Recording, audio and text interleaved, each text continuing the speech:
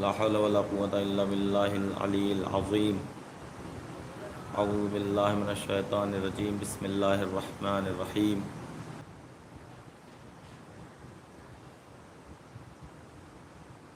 آپ حضرات ایک دفعہ سورہ فاتحہ اور 3 دفعہ سورہ اخلاص کی تلاوت فرما لیں.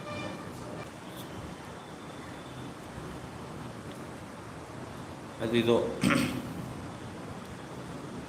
ایسے موقع کے لیے ذہن کا آمادہ ہونا بہت ضروری ہے. آپ لوگ جانتے ہیں اب برادر بزرگ نے بلا لیا حسن عباس صاحب اللہ مقامہ کے سلسلے میں.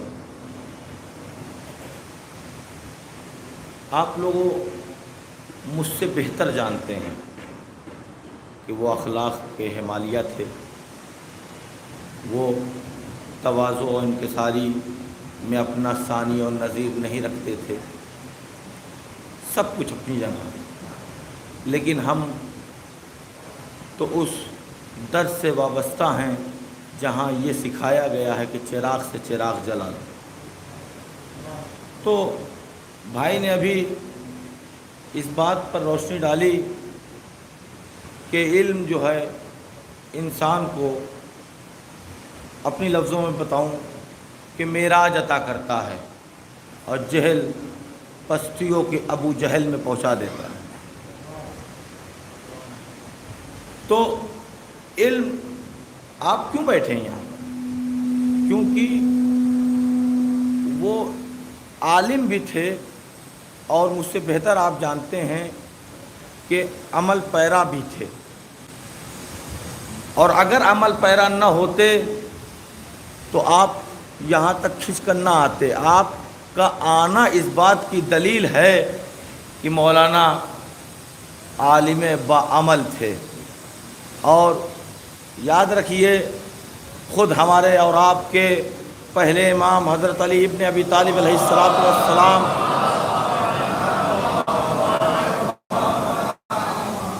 کی مشہور حدیث، اور یہی حدیث اور زحمت تمام، خدا اس حدیث اور اس بیان کا جو بھی ثواب ہو مولانا کی روح کی شادمانی کے لیے ایصال کرتا ہوں میں، اور بحق محمد وآل محمد یہ ثواب ان تک پہنچے.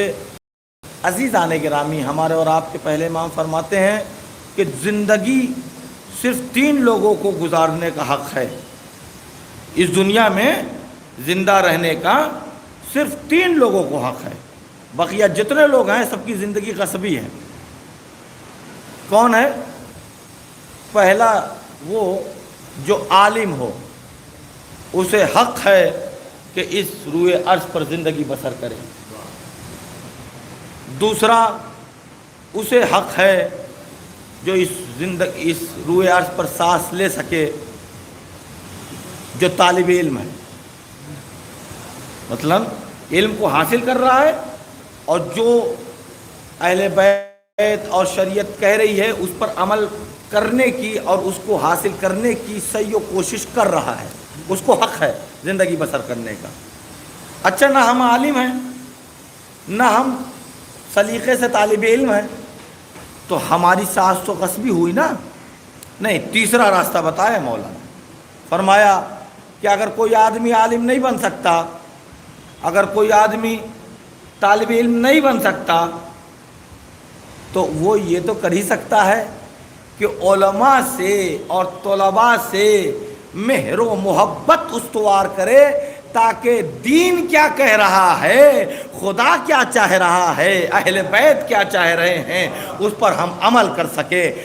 یاد رکھیے بقول مولانا مرحوم کی زبانی کہ اگر کوئی انسان اپنی دانست میں محبت کرتا ہے اہل بیت اطہار علیہ السلام سے اور عمل پیرا نہیں ہے وہ دین پر، تو وہ اپنی دانست میں محبت کر رہا ہے جو اہل بیت کے لیے زہر ثابت ہو رہا ہے. بھائی اسی بات سے میں آپ سے رخصت چاہتا ہوں اور التماس کرتا ہوں، ایک دفعہ سورہ فاتحہ اور 3 دفعہ سورہ اخلاص کی تلاوت فرما کر مرحوم کی روح کی شادمانی کے لیے آپ ایصال کریں.